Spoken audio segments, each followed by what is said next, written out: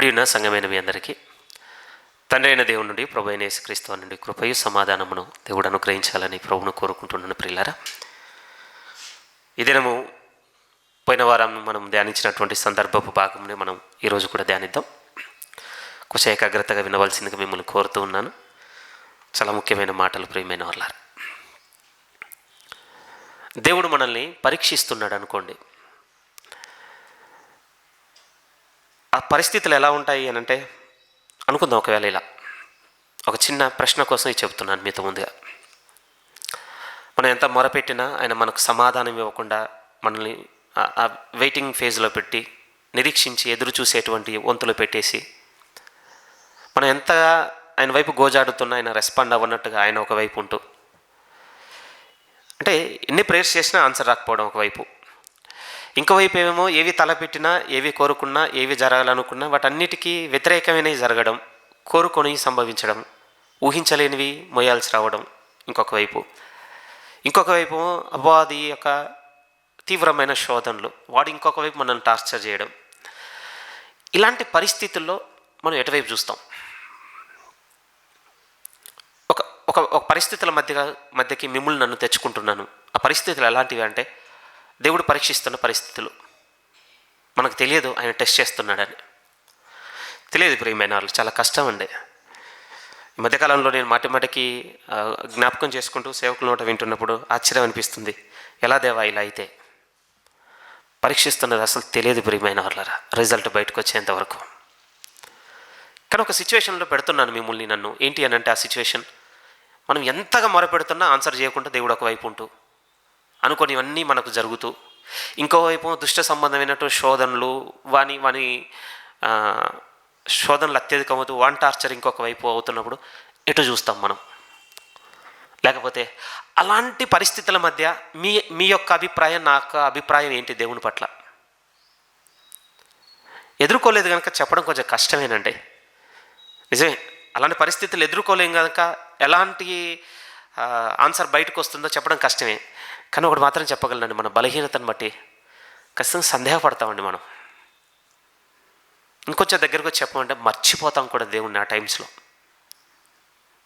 నిజం. ఎగెన్స్ట్ ఏం కాదండి, అంటే మన మీద పెద్ద అతీతులం కాదు, బలవంతులు అంతకన్నా కాదు.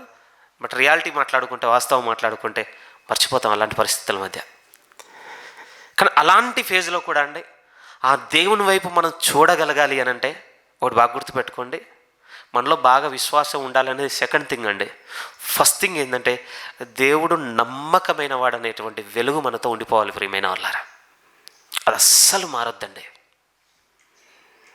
నా దేవుడు నాకు బాగా తెలుసు, ఆయన నమ్మకమైన వాడంతే. ఇంకా నన్ను ఏ కండిషన్స్లో పెడతాడు, లేకపోతే ఎలాంటి శ్రమల గుండా నన్ను తీసుకొని వెళ్ళిపోతాడు, లేకపోతే ఎలాంటి శ్రమలకు నేను భరించుటకు నన్ను అప్పగించేస్తాడు, ఇవన్నీ ఉన్నా కూడా మనం స్థిరంగా దేవుని వైపు చూడగలగాలి అంటే ఒక్కటి బాగా అర్థం కావాలండి, మన అప్రోచ్, మనం సాగేటువంటి డైరెక్షన్ అంతా దేవుడే కావాలి అంటే మాత్రం చిన్నవాడే కానీ వెరీ వెరీ ఇంపార్టెంట్ వర్డ్ అండి. ఆయన నమ్మకమైన వాడని తెలియాలి. ఈరోజు ఒక క్యారెక్టర్ దగ్గరికి వెళ్దాం ప్రియమైన వాళ్ళారా. ఆయన మనతో చాలా బాగా మాట్లాడాలి. ఆయన మనం పోయిన వారం మనం ధ్యానిస్తున్నప్పుడు ఒక స్థిరమైన లేఖనం గుర్తు చేసుకున్నాం. తిమోతికి రాస్తున్నటువంటి ఆ మాట దగ్గరికి మీరు రాగలిగితే, ఆ మాట చూపించడానికి ముందు ఈరోజు మనం మెడిటేట్ చేయబోతున్న, అంటే ఈరోజు మనం ధ్యానించబోతున్నటువంటి వర్తమానం దీని మీద సాగుతుంది అంటే, ఒకసారి పేతురు గారు రాసినటువంటి 2వ పత్రిక ఈ లెటర్, ఈ వర్స్ ముందుగా చదువుదాం. ఈ వాక్యం చదివిన తర్వాత దీని మీదే మనం ఈరోజు ఉపదేశం వినబోతున్నాం దేవుని తరపున. ఈ వాక్యంను ఉద్దేశించే పేతురు గారు రాసినటువంటి 2వ పత్రిక 1వ అధ్యాయం 10వ వాక్యం చూడండి. 10వ వాక్యం. అందువలన సహోదరులారా, మీ పిలుపును ఏర్పాటును నిశ్చయము చేసుకున్నటకు మరీ జాగ్రత్త పడుడి. ఈ లేఖనం అంతా స్థిరంగా మాట్లాడుతుంది. ఇది మన డ్యూటీ అండి, ఇది మన పని, ఇది మన బాధ్యత. ఏమని చెప్తుంది దేవుని వాక్యం అంతా అంటే, మన పిలుపును మన ఏర్పాటును నిశ్చయం చేసుకోమంటుందండి. ఊహల్లో ఉండొద్దండి, నేను అనుకుంటున్నాను అన్న స్థితిలో అంతకన్నా ఉండొద్దు. నిశ్చయత కావాలి అంటున్నాడు దేవుడు. అంటే అష్యూరెన్స్ అనుకోండి, ఒక విధంగా భరోసా అనుకోండి, గ్యారంటీ అని కూడా అనుకోండి. పరిపూర్ణమైనటువంటి ఒక బలమైనటువంటి నమ్మకం ఏర్పాటు చేసుకోండి. దేని పట్ల? మన పిలుపు పట్ల, మన ఏర్పాటు పట్ల. నా పిలుపు ఏంటి అనే క్వశ్చన్ చాలా దూరం అయింది ప్రియమైన వాళ్ళారా. ఎందుకంటే ఒక్కొక్కరి దగ్గర ఒక్కొక్క ఆన్సర్ ఉందండి. మన ఆన్సర్ ఏదో తెలియటం లేదు ఇన్ని ఆన్సర్స్ మధ్య. కాకపోతే దేవుడు మాత్రం ఒకడు కోరుకుంటున్నాడండి మన నుంచి. పోయిన వారు మీకు చూపించిన వాక్యం మళ్ళీ చూపిస్తాను. ప్రకటన గ్రంథం 17వ అధ్యాయం. ప్లీజ్ ఒకసారి చూద్దాం ఆ వాక్యాన్ని కూడా. ప్రకటన గ్రంథము 17వ అధ్యాయం. ప్రకటన గ్రంథం 17వ అధ్యాయం మనం 14వ వాక్యం చదువుకున్నాం. అందులో ఉన్నటువంటి మాటల్లో ఏం కనపడిందంటే, ప్రభు అట తన తరపున ఏర్పరచుకున్న వారి గురించి చెబుతూ వారిలో ఉన్నటువంటి క్వాలిటీస్ రాస్తున్నాడు. ఎందుకంటే ఆయన ఆ రాజులను ఓడించాడట. మనం నమ్మినటువంటి ప్రభు రాజులకు రాజుగా ఉండి ఆయన ఆ 10 మంది రాజులలో చివరిలో లేచిన వాడిని వాడు ఓడించాడట. ఓడించడానికి కారణం ఏంటంటే ఆయనతో కూడా ఉన్న వారు ఎలాంటి వారట అంటే వారట పిలువబడిన వారు, ఏర్పరచబడిన వారు, నమ్మకమైన వారైనందున. ఒకవేళ ఈ వాక్యాన్ని మనము పేతురుపత్రిక మాటతో కలుపుకోగలిగితే మన పిలుపులో ఏముందంటే ఈ క్వాలిటీస్ ఉన్నాయండి. ఒక విధంగా ఆయన పిలుచుకున్నా మనం ఆయన దగ్గరకు వచ్చేసాక మనలో ఈ క్వాలిటీస్ చూస్తున్నాడు ప్రియమైన వాళ్ళరా. అందులో ఒక క్వాలిటీ స్థిరంగా ఏం మాట్లాడుతుందంటే, నమ్మకమైన వారు నాకు వాళ్ళు, వీళ్ళని ఆధారం చేసుకొని నేను వారిని జయించాను. అప్పుడప్పుడు కొన్ని మంచి ఆదర్శప్రాయమైనటువంటి అంటే బాగా పై స్థాయికి ఎదిగిన వాళ్ళ అనుభవాలు, వాళ్ళ ఇంటర్వ్యూస్ వింటున్నాం అనుకోండి, లేకపోతే వాళ్ళ బయోగ్రఫీ చదివినా కానీ ఈ స్థాయికి రావడానికి రీజన్ మాకు డే 1 నుంచి ఇక వీళ్ళు మాతో ఉన్నారని చెప్పిన విట్నెస్లు వింటే చాలా ఆశ్చర్యం అనిపిస్తుంది ప్రియమైన వాళ్ళ. అలాంటి సందర్భాలు ఉన్నాయండి. ప్రభు కూడా అంటున్నాడు, ముగింపు దినములలో ఆయన రాజులకు రాజుగా ఉండి అందరినీ జయించి ఆయన నిలబడబోతున్న ఆ స్థితికి ఎవరు సపోర్ట్గా ఉన్నారంటే ప్రభువుకు ఆయనతో నమ్మకమైన వారు. ఈరోజు మనం చూడబోయేటువంటి ఈ ఉపమానము లేకపోతే ఈ ఉపదేశం దేని మీద ఆధారం అంటే, ఆయనకు నమ్మకమైన వారుగా ఉండుటకు మనల్ని పిలుచుకొని ఉన్నాడు. ఈరోజు నేను ఎక్కడున్నాను అక్కడ ఆ నమ్మకమైన దేవుణ్ణి ఆరాధిస్తున్న నేను, ఆ దేవునికి నేను నమ్మకంగా ఉన్న విషయంలో నేను ఏ చోట నిలబడ్డాను? సరైన మార్గంలోనే పోతున్నానా? దేవునికి స్తోత్రం చెప్తాం. ముగింపులో మార్గం మారిపోయి ఇంకొక డైరెక్షన్లో పోతున్నానా? సరి చేసుకొనైనా స్తోత్రం చెప్తామండి. బట్ ఈరోజు ప్రైజ్ చేయకుండా మాత్రం వెళ్ళొద్దు. మనం దేవుణ్ణి మాట్లాడాలి. దేవుడు ఈరోజు మనతో ఆయన మాత్రం నిశ్చయంగా ఒక మాట చెప్తున్నాడంటే, ఆయన మనలో ఏం చూడాలనుకుంటున్నాడంటే నమ్మకమైన వారుగా ఉండటం మనలో చూడాలనుకుంటున్నాడు. చిన్న వర్డ్స్ కాదండి. మనం ఫెయిత్ఫుల్గా ఉండడం అనేది చిన్నది కాదు. బాగా వినండి ప్రియమైన వాళ్ళరా.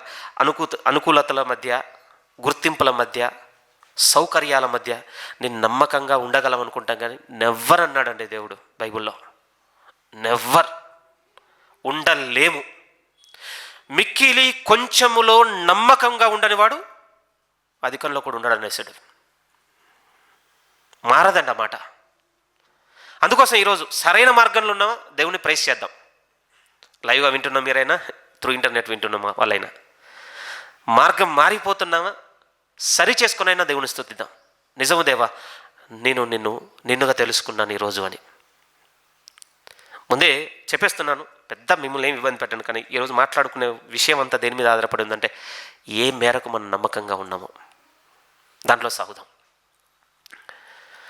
ఇప్పుడు చూద్దాం తిమోతికి రాసినటువంటి 2వ పత్రిక 2వ అధ్యాయం. ఫస్ట్ దేవునిలో ఉన్నది ఇదే కదా మనం మాట్లాడుకుంది పోయిన వారం. మళ్ళీ ఒకసారి గుర్తు చేసుకుందాం, ఎందుకంటే సూపర్. ఈ రెఫరెన్స్ ఇంకా చాలా బాగుంటుందండి. అంతే. తిమోతికి రాసినటువంటి 2వ పత్రిక 2వ అధ్యాయం 13వ వాక్యం నేను చదువుతున్నాను, మీరు చూడండి. 13 అక్కడ ప్రభు తన గురించి ఇచ్చుకుంటున్న సాక్ష్యం ఏమిటి అంటే, ఆయన అంటున్నాడు, మనము నమ్మదగని వారమైనను. పౌలు తనను కూడా కలుపుకుంటున్నాడు. నేను చాలా సువార్తలు నడిచేశాను, గొప్ప అనుభవం వచ్చేసింది, ఇప్పుడు క్రీస్తును పోలిని నడుచుకుంటున్నాను కనుక ఇంకా హయ్యెస్ట్ ప్లేస్కి వచ్చేసాను. నా సమాన వయస్కులందరిలో ఎవరు చెప్పారు? పేతురు చెప్పాడా, లేకపోతే యోహాను చెప్పాడు, ఇంకెవరు చెప్పారు? నేనే చెప్పుకున్నాను కదా. ఇలాంటి అతిశయం ఏం లేదండి, అసలు లేనే లేదు. తీర్పు దగ్గర ఇక్కడ ఆయన కలుపుకొని రాసింది వింటే ఆశ్చర్యం అనిపిస్తుందండి. ఆయన అంటున్నాడు, మనము నమ్మదగని వారమైనను ఆయన నమ్మదగిన వాడుగా ఉండు. అంతే. మనం పోయిన వారం చూస్తున్నప్పుడు మనకేమర్థమైంది? దేవునిలో నమ్మకత్వం ఎంత స్థిరంగా ఉంది అని అంటే, మీరు ఇది చేశారు కనుక నేను ఇది చేస్తాను, మీరు ఇది చేశారు కనుక ఇది చేస్తానని చెప్పుకుంటూ వచ్చింది దేవుడు. నమ్మకత్వం దగ్గర మాత్రం మీరు ఇలా ఉంటానే మీతో నమ్మకంగా ఉంటానని అనటం లేదు ప్రియమైన వాళ్ళారు. ఎందుకంటే నా స్వభావానికి విరోధంగా నేనేం చేయలేనంతే.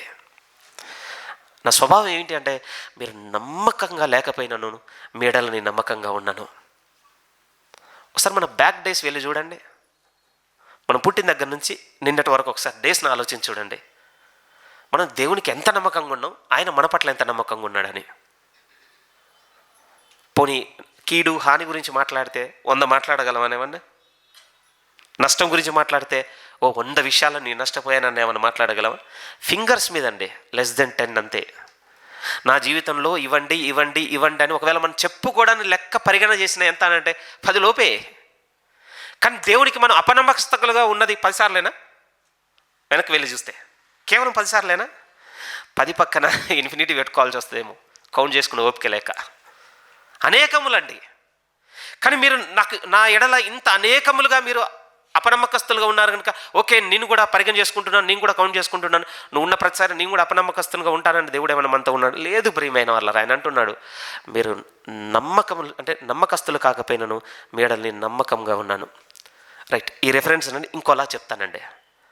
జస్ట్ ఇమాజిన్, ఒక్కసారి ఊహకు తెచ్చుకోండి, మనం అపనమ్మకస్తులుగా ఉంటేనే ఇంత నమ్మకంగా ఉన్న దేవుడు, ఇన్ కేస్ మనం నమ్మకస్తులుగా ఉంటే ఇంకా మనతో ఎలా ఉంటాడు ఆయన?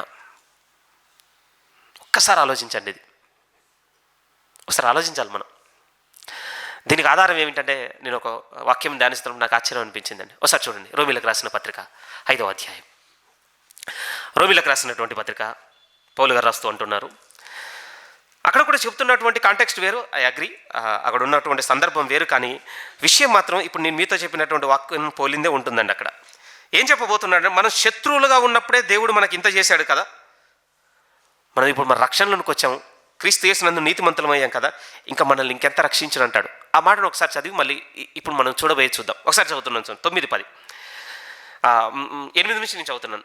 అయితే దేవుడు మన ఎడల తన ప్రేమను వెల్లడిపరుచుచున్నాడు. ఎట్లనగా, మనం ఇంకనూ పాపులమై ఉండగానే క్రీస్తు మన కొరకు చనిపోయాను కాబట్టి ఆయన రక్తం వలన ఇప్పుడు నీతిమంతులుగా తీర్చబడి మరింత నిశ్చయంగా ఆయన ద్వారా ఉగ్రత నుండి రక్షింపబడదుము. 10 అంటున్నాడు, ఏలైనగా శత్రువులమై ఉండగా ఆయన కుమారుని మరణం ద్వారా మనము దేవునితో సమాధానపరచబడిన ఎడల సమాధానపరచబడిన వారమై ఆయన జీవించుట చేత మరీ నిశ్చయముగా రక్షింపబడదుము. మనం ఏమండి, దేవునికి శత్రువులుగా ఉంటేనే దేవుడు మన ఎడల రక్షకుడుగా ఉన్నాడట. ఇప్పుడు మరింత నిశ్చయంగా మనం క్రీస్తు యేసు చేత రక్షింపబడి నీతిమంతులుగా జీవిస్తున్నట్లయితే రేపటి రోజున మనకి ఇంకెంత రక్షకుడుగా ఉంటాడు ఆయన. నిజమండి, దేవుడు కూడా అదే మాట్లాడుతున్నాడు. మీరు అపనమ్మకస్తులుగా ఉన్నప్పుడే దేవుడు మన ఎడల నమ్మకంగా ఉన్నాడు అని అంటే, ఆయన మాటను నమ్మి ప్రియమైన వాళ్ళరా, ఆయనతో పాటు మనం నమ్మకస్తులుగా ఉండగలిగితేనండి ఆయనకు. ఒకసారి ఆలోచించండి, దేవుడికి మన జీవితం ఇంకెలా కడతాడో. అలాంటి ఒక జీవితపు మేలుకొలుపు కోసమే ఒక వ్యక్తి దగ్గరికి వెళ్దాం ప్రియమైన వాళ్ళరా. నేను కూడా ఆ కోణంతో ఎప్పుడు చూడలేదండి. ఎవరో కాదు, వాక్యపట్నంగా చదువుకున్నాం, దానియేలు. నిజంగా ఈ థీమ్ను ఈ ఉపదేశమును ముందు పెట్టుకొని చూసిన తర్వాత షాక్ అండి నేనైతే. దేవుడు ఒక వ్యక్తి జీవితాన్ని ఇంత చేయగలడా? అప్పుడప్పుడు అండి, అంటే వృద్ధి కొరకో లేకపోతే ఎట్లా మీతో చెప్పాలి, బాగా ఎదుగుదల కొరకు ఇన్స్పైరింగ్ స్టోరీస్ ఉంటాయండి బయట చాలా, పురికొల్పడానికి, మోటివేషన్కి. బట్ దానియేలు గారిదండి వాళ్ళందరి మీద అండి ఈరోజు చూడాలి. అలా నాకు తెలియదు ప్రియమైన వాళ్ళారా, నా మైండ్లో ఉన్న మెడిటేషన్ అంతా మీ దగ్గరికి ఇంత క్లుప్తంగా తీసుకురాగలనో లేదో. ఎందుకంటే మనల్ని అందరినీ కలుపుకొని ఒక మాట మాట్లాడుతున్నాను ముందుగా. ఎనీథింగ్ నా ఓకే, మనల్ని అందరినీ కలుపుకొని మాట్లాడుతూ ముందైతే ఒక విషయం తీసుకొస్తున్నాను. మనందరి జీవితమును బట్టి ఇందులో మీరు డివైడ్ చేయకండి దేన్ని. ఈయన ప్రీచరు, లేకపోతే సంఘంలో వీళ్ళు పాడేవాళ్ళు, లేకపోతే వాళ్ళు బోధించే వాళ్ళు, వాళ్ళు నడిపించేవాళ్ళు. ఏమంటే ఇప్పుడు చర్చ్ని తీసుకురాకండి, సెకండ్ హాఫ్లో నేను చర్చ్ని తీసుకొస్తాను. కానీ ముందైతే అండి ఇండివిజువల్గా చూద్దాం. ఒక మతపరంగా కాదు ఇప్పుడు మనం చూడవలసింది. ఒక సృష్టికర్త ఉన్నాడు, నన్ను సృష్టించాడు. ఆ సృష్టించిన సృష్టికర్తకు సృష్టింపబడిన ఆయన వానిగా నేను ఎలా ఉన్నాను, ఆయనకి నేను ఎంత నమ్మకంగా ఉన్నాను. ఒకసారి ఆ కోణంలో చూద్దామండి ఈ వ్యక్తి దగ్గరికి వెళ్ళి. ఎందుకంటే దానియేలు గారి గురించి దేవుడు ఇచ్చినటువంటి విట్నెస్ ఏంటి అని అంటే, అతడు నమ్మకస్తుడై ఉన్నందున. దానియేలు గ్రంథంలోనికి రండి ప్రియమైన వాళ్ళ, 6వ అధ్యాయము. ప్లీజ్ రావాలి. దానియేలు గ్రంథము 6వ అధ్యాయం. నిజంగా మనల్ని చాలా వెలిగించేటువంటి సందర్భము, మనల్ని బాగా ప్రోత్సహించే, మోటివేట్ చేసేటువంటి సందర్భం కూడా. అటు స్పిరిచువల్గా కావచ్చు, ఇటు ఫిజికల్గా కావచ్చు. బాగా ఎన్లైట్ చేసేది స్పిరిచువల్గా అయితే. ఫిజికల్గా అయితే బాగా మోటివేట్ చేసేటువంటి క్యారెక్టర్ కూడా అండి అది. మీరు నేను చదువుతున్నాను చూడండి ఆ వాక్యము నేరుగా. ముందైతే 4వ వాక్యం, దానియేలు గ్రంథము 6వ అధ్యాయం 4లో ఏమని చెప్తున్నాడంటే, అందుక ప్రధానులను అధిపతులను రాజ్య పాలన విషయంలో దానియేలు మీద ఏదైనా ఒక నింద మోపవలన నుండి తగిన హేతువు కనిపెట్టవలన నుండి కానీ దానియేలు నమ్మకస్తుడై ఏ నేరమైనను ఏ తప్పిదమునైనను చేయువాడు కాడు గనక దానియేలులో తప్పైనను లోపమైనను కనుగొనలేకపోయిరే. రైట్, ఇప్పుడు నేను అడగబోయే క్వశ్చన్ ఏంటంటే, ఎవరి ఎడల దానియేలు ఇక్కడ నమ్మకస్తునిగా ఉన్నాడు? ఎవరి ఎడల? మనం చర్చ్లో కూర్చున్నాం కనుక దేవుని ఎడల అని ఈజీగా వచ్చేస్తుందండి. బట్ హోల్డ్ ఆన్ అండి, ఇది కాదు ఇక్కడ విట్నెస్. ఒక అన్యుడైన రాజు ఎడలండి. అది నన్ను మార్చేసిందండి, నా థింకింగ్నే మార్చింది. ఏమంటే ఇక్కడ దానియేలు గారు సెకండ్ అండి, వద్దాం దేవుని ఎడల నమ్మకంగా ఉన్నాడనే దగ్గరికి వెళ్దాం. అసలు దేవుడు ఎక్కడ విట్నెస్ ఇప్పిస్తున్నాడో తెలుసా దానియేలు పట్ల? ఇతని మీద అధిపతులు అధికారులు అందరూ ఆలోచిస్తున్నారట, ఏదైనా తప్పు దొరుకుతుందా, ఏదైనా తప్పు దొరుకుతుందా, ఏదైనా తప్పు దొరుకుతుందా. కానీ ఎలా ఉన్నాడట అంటే, స్పిరిచువల్ పక్క పెట్టండి ప్రియమైన వాళ్ళు కొద్దిసేపు, కొంచెం ఫిజికల్గా చూస్తేనండి, అంటే ఆయన భౌతిక జీవిత విధానంలోనే ఏ తప్పు కూడా పరిగణ చేసేటువంటి చోట లేడటండి ఆయన. అందుకోసం ఏం చేయాలో తెలియక ఎక్కడికి షిఫ్ట్ అయిందో తెలుసా? వాళ్ళ టెంప్టేషన్ స్పిరిచువల్ వే షిఫ్ట్ అయిందండి. భౌతికమైనటువంటి ఈ రాజ్యంలో ఒక అన్యుడైన రాజుకు విధేయత చూపుతున్న విషయంలో ఈయన ఈ తప్పు చేశాడు, ఈ తప్పు చేశాడు, ఈ తప్పు చేశాడు చూపించడానికే లేదటండి. మరి ఇంకేం చేయగలం? ఏ దేవుడైతే ఆరాధిస్తుండో ఆ దేవుని మీదే చూపిద్దాం. అది సెకండ్ ఆలోచిద్దాం. కానీ ఇప్పుడు ఆలోచించవలసిన మాట ఏంటంటే, ఒక అన్యుడైన రాజుకు నమ్మకస్తుడుగా ఉండడం ఏంటి? ఎందుకు ఈ మాట అంటున్నానంటే, ఇప్పుడు మనం ఒక సొసైటీ లైఫ్ ఉందండి, మనతో ప్రభుత్వాలు ఉన్నాయి, అధికారాలు ఉన్నాయి, ఒక లా ఉందండి, ఇండియన్ పీనల్ కోడ్. సరే, బీపీఎస్ ఏదో కొత్త మార్చుకున్నారు కదా, భారతీయ న్యాయ సంహిత అట ఇప్పుడు పేరు, దాని పేరు ఐపీసీ కాదట. ఇప్పుడు మనకు ఒక లా ఉందండి. మీరు ఆలోచించండి, చర్చ్కి నేను చాలా లాయల్గా ఉన్నాను, నేను చర్చ్లో చాలా నమ్మకస్తునిగా ఉన్నాను, దేవుని విషయాలు, దేవుని పరిచర్య, దేవుని సంబంధం అంటే నేను చాలా నమ్మకస్తునిగా ఉన్నాను. మంచిదే అండి, దాన్ని చెడ్డదనటం లేదు. కానీ ఇక్కడ మనం మాట్లాడుకుంటున్న ఈ వ్యక్తిని గురించినటువంటి సాక్ష్యం అండి ఇక్కడ ఆగిపోలేదు. అతనున్న పరిస్థితుల మధ్య దేవుడిస్తున్నటువంటి సాక్ష్యం, అతడు నమ్మకస్తుడై ఉన్నందున. ఏమండి, ఇంత చిన్నగా చెప్తే అర్థం కాదండి. ఈయనలో ఈ నమ్మకమైనటువంటి గుణం ఇంత చిన్నగా చెప్తే అర్థం కాదు. ఏమంటే ఆయన ఎన్నిటి గుండా మారుకుంటూ పోయాడో చూడాలండి. ఎందుకంటే ఇప్పుడు మనం చదువుతున్న ఈ వ్యక్తి చెరలో ఉన్నవాడండి. ఒక మంచి స్వతంత్ర హక్కు కలిగినటువంటి భూభాగంలో ఉన్నవాడు కాదు. ఇప్పుడు మన పేరు మీద ఒక ల్యాండ్ ఉందండి, మనకు ఒక ప్రాపర్టీ ఉందండి, మనం అమ్ముకోగలం, మనకు కొంత స్వతంత్రత ఉందండి. ఈరోజు మనకున్న స్థిర ఆస్తుల మీద అది కొంచెం మనల్ని ఈరోజు అతిశయంలో పెట్టింది కదా. కానీ ఈ వ్యక్తి అండి ఇంత నమ్మకస్తుడుగా ఉన్నది ఎక్కడ తెలుసా? చెరలో. సొంతం అనేది ఏం లేదండి వాళ్ళ దగ్గర, నాదని చెప్పుకునేది అంతకన్నా లేదు. చాలా బాధ కలిగింది కూడా నిజంగా. 2 విషయాలను బట్టి నేను చాలా బాధపడ్డాను. ఐ థింక్ ప్రీచర్ ప్రేయర్, ఆ ప్రీచర్ నేమ్ అవసరం లేదు, కానీ ఆ సేవకుని బాధ వచ్చిన తర్వాత ఈయన గురించి బాగా మెడిటేట్ చేస్తే నేను షాక్ అయ్యాను. ఎందుకంటే చాలా ఎక్కువ దీర్ఘకాలం బతికాడండి. ఎంత తక్కువ లేదంటే 85 సంవత్సరాల పైనే దానియేలు బతికింది.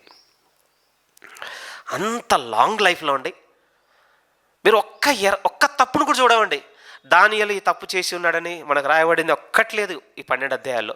సరే, సెకండ్ హాఫ్ అంతా ఫ్యూచర్ కదా, ఫస్ట్ హాఫే కదా, 6 అధ్యాయాల్లో ఆయన లైఫ్ ఉంటుంది. ఈ 6 అధ్యాయాల్లో ఇది తప్పు చేశాడు దానియేలు అని చెప్పబడిన ఒక్క మాట లేదండి. దాని అర్థం తపస్సులు చేయలేదని నేను అనలేను, నాకు తెలియదు ప్రియమైన వాళ్ళారా. కానీ దేవుడైతే ఒక్కడు కూడా రాయించలేదండి. స్ట్రేంజ్, ఇంత ఆశ్చర్యం అండి. ఎందుకంటే ఇంకోటి చెప్తానండి, ఇంత దీర్ఘకాలం బతికిన ఈ వ్యక్తి గురించినటువంటి వ్యక్తిగతమైన జీవితపు పరిచయం ఎంత ఉందో తెలుసా దానియేలు గ్రంథంలో? మహా అంటే 5 దినాలండి దేవుడు చెప్పిన ఆయన లైఫ్లో. Just 5 days. ఒక మాట అంటుంటాం కదండి, అది ఇక్కడ సెట్ అవుతుందో లేదో కానీ అన్నం అంతా ఉడికిందో లేదో అంటే ఏం చేయాలంట? ఒక మెతుకుతో చెప్పొచ్చట. మనకు బాగా తెలిసింది. ఒక 85 సంవత్సరంలో ఉన్న నమ్మకత్వం దేవుడు 5 daysలో మనం చూపిస్తున్నాడండి. కానీ ఎలాంటి సిచ్యువేషన్స్ మధ్య ఉన్నాడో ఇప్పుడు మనం వెళ్ళి చూడాలి. ఇప్పుడు ఆయనలో ఎలాంటి పరిస్థితులు అంటే, ఏమంటే ఆయన ఇంట్రడ్యూస్ అవ్వడం అండి, లొకేషన్ చేంజ్ అయిపోయింది. దాని అర్థం ఏంటంటే తన సొంత ఇజ్రాయెల్ దేశంలో ఉన్న ఆయనని చెరలోనికి వచ్చాడు, బబులోనికి వచ్చేసాడండి. లొకేషన్ చేంజ్ అయింది. మీరు నేను ముందు చేంజెస్ చెప్తాను. దానియేలు గారి జీవితం ఎన్ని మార్పుల గుండా వెళ్ళిపోతుందో చేంజెస్ చెప్తానండి. మనకు మెన్షన్ చేసిన ప్లేస్ చేంజ్ అయిందండి, డైట్ చేంజ్ అయిందండి, ఎడ్యుకేషన్ చేంజ్ అయిందండి, పేరు చేంజ్ అయింది, నిజంగా ఆయన వొకేషన్ పని చేంజ్ అయింది. ఆ తర్వాత అండి నెమ్మదిగా చూసుకుంటూ వస్తుంటే పరిపాలిస్తున్న రాజులు కూడా మారుకుంటూ వచ్చారు. ఒక్క ఫేజ్ కాదండి దానియేలు గారి లైఫ్లో. ఆయన కన్వీనియన్సెస్, ఆయన ఒక మంచి స్ట్రక్చరల్ లైఫ్, ఆయన అనుకున్నట్టుగా ఏర్పాటు చేసుకున్న జీవితం. అందుకోసం ఆయన చాలా నమ్మకస్తునిగా ఉన్నాడండి దేవునికి. ఆయనకి ఏమి ఏర్పడ్డాయి చెప్పండి? ఒక శ్రమ గురించి చదివాము మనం, లేకపోతే ఒక ఇబ్బంది గురించి చదివామా, ఒక ఆర్థికమైన సమస్య గురించి చదివామా? ఇవేవి జరగలేదు. ఎంత స్ట్రక్చరల్ లైఫ్ ఉండొచ్చు ఆయనది. ఎందుకు? ఆయన గురించి ఉన్నది ఏంది? ఆయన ఒక అథారిటీలో ఉన్నాడుగా, ప్రధానులలో ఒకనిగా ఎంచబడ్డాడు కదా, ఆ స్థాయికి పోయాడు కనుక అంత గట్టిగా ఉన్నాడని మనం అనుకోవచ్చు. కానీ నిజంగా ఆయన పరిచయం చూస్తే ప్రియమైన వాళ్ళారా, నాకు చెప్పడం రావటం లేదండి, ఇంకా అనుభవం చాలా తక్కువ ఉంది. కానీ ఎన్ని మార్పులు అండి ఆయన లైఫ్లో. ఇన్ని మార్పులలో అండి ఆయన అయితే అస్సలు మారలేదండి. ఒక విధంగా ఇలా చెప్పొచ్చు. ఏమంటే అన్నీ మార్చుకుంటూ పోతున్నారు ఆయన చుట్టూన్నవి, కానీ ఆయనలో ఉన్నటువంటి ఆ నమ్మకత్వం మాత్రం అస్సలు మారటం లేదు ప్రియమైన వాళ్ళు. బ్రతికి ఇంకొకటి చెప్పాలండి మీతో, ఎక్కడ మొదలైనవన్నీ ఎక్కడ తీసుకుపోయి పెట్టాడో తెలుసా అండి దేవుడు? స్ట్రేంజ్, బానిసగా, ఎన్నిక లేనివాడుగా, ఒక మూలకున్న స్థితిలో, ఒక గుంపునంతటిని చెరలోకి పట్టుకొస్తే ఆ గుంపులో ఉన్న ఒక వ్యక్తి అండి ఈరోజు ఎక్కడున్నాడు అని అంటే బబులోను రాజ్యం అయిపోయిందండి. నెబుకద్నెజర్ వచ్చాడు, నెబుకద్నెజర్ పీరియడ్ అంతా చూశాడు. తర్వాత బెల్షస్సర్ వచ్చాడు, బెల్షస్ పీరియడ్ అంతా చూశాడు. ఆ తర్వాత వారిద్దరు వెళ్ళిపోయిన తర్వాత దర్యావేషు, మాదియా పారసీక రాజ్యం ఏర్పడితే మాదియా రాజు యొక్క దర్యావేషు రాగానే దర్యావేషు టైం వరకు ఉన్నాడు ప్రియమైన వాళ్ళరా. ఆ క్రమం అంతట్లో చూస్తే దానియేలు గారిలో ఏం కనబడుతుంది అని అంటే ఏం మారినా అండి ఆయనలో నమ్మకత్వం మారలేదు. ఫర్ ఎగ్జాంపుల్ దేవుని అయితే సెకండ్ మాట్లాడతానండి. ఇప్పుడు మన బబులోన్ టైం రాగానే నెబుకద్నెజర్ని చూసి బాగా ఇంప్రెస్ అయిపోయి నాకు చాలా బహుమతులు ఇచ్చాడు అనుకుందాం అని బెల్షస్సర్ రాగానే బెల్షస్సర్ పట్ల ఏమన్నా విరోధంగా ఉన్నాడంటే లేదండి, అంతే నమ్మకం. మొత్తానికి మొత్తం నియమే మారిపోయింది. బబులోన్ రాజ్యం వెళ్ళిపోయి ఇప్పుడు కొత్త రాజ్యం వచ్చింది, మాదియా రాజ్యం రాగానే అన్నీ మారిపోతాయండి, అంతే కదా. ఇప్పుడు మనం చూస్తున్న గవర్నమెంట్ రాగానే అన్నీ మారిపోయాయి. దీంట్లోనే మనకు ఫేవరెటిజం అండి. మన భౌతిక స్థితి, మనకు అనుకూలమైన పథకాలు ఉన్నాయనుకో ఈ ప్రభుత్వం మంచిది, మనకు ప్రతికూలమైన పథకాలు ఉన్నాయనుకో ఆ ప్రభుత్వం చెడ్డది. బట్ అట్లా లేడండి ఆయన. చూడగలుగుతున్నామండి మనం. ఏమండి ఒక ఆయనలో ఎంత నమ్మకత్వం కనపడుతుంది అని అంటే దాని అర్థం అండి ఆయనలో అస్సలు చెడు లేదనేది నేను స్థాపన చేయను, నాకు తెలియదు ప్రియమైన వాళ్ళరా. కానీ నేను చూస్తున్న బైబిల్లో ఏ ఆలోచనతో చూస్తున్నాం అంటే మనము నమ్మదగని వారమైనను దేవుడు నమ్మదగిన వాడుగా ఉన్నాడు. జస్ట్ ఇన్ కేస్ మనము నమ్మదగిన వాడిగా ఉంటే మన పట్ల దేవుడు ఎట్లుంటాడు, ఆ పాయింట్ కోసం ఈ వ్యక్తి కావాలి మనకి జీవితంలో. మళ్ళీ రిపీట్ చేస్తున్నాను, ఈ చిన్న థ్రెడ్ విన్నే ఉందండి నేను చెప్పే ఈ వ్యక్తి జీవితం. మనము నమ్మదగని వారమైనను దేవుడు నమ్మదగిన వాడుగా ఉన్నాడు కదా. అయితే మనం నమ్మదగిన వారుగా ఉంటే అసలు ఇంకా మనతో ఎలా ఉంటాడు దేవుడు? దానియేలు వెళ్ళి చూడాలి ప్రియమైన వాళ్ళారా. ఎన్ని మారినా అండి ఆయనలో నమ్మకత్వం మారలేదు. అది దేవుణ్ణి ఎంతగా ఇంప్రెస్ చేసిందంటే చెరలో బందీగా వెళ్ళిపోయిన ఆయన రాజ్యాల మీద అందరి మీద 120 మంది అధిపతులండి. ఈ 120 మందిలో ఒక 3 ప్రధానులు ఏం చేయాలి?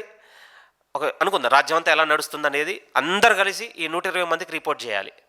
ఈ 120 మంది వచ్చేసి ఈ 3కి రిపోర్ట్ చేయాలి.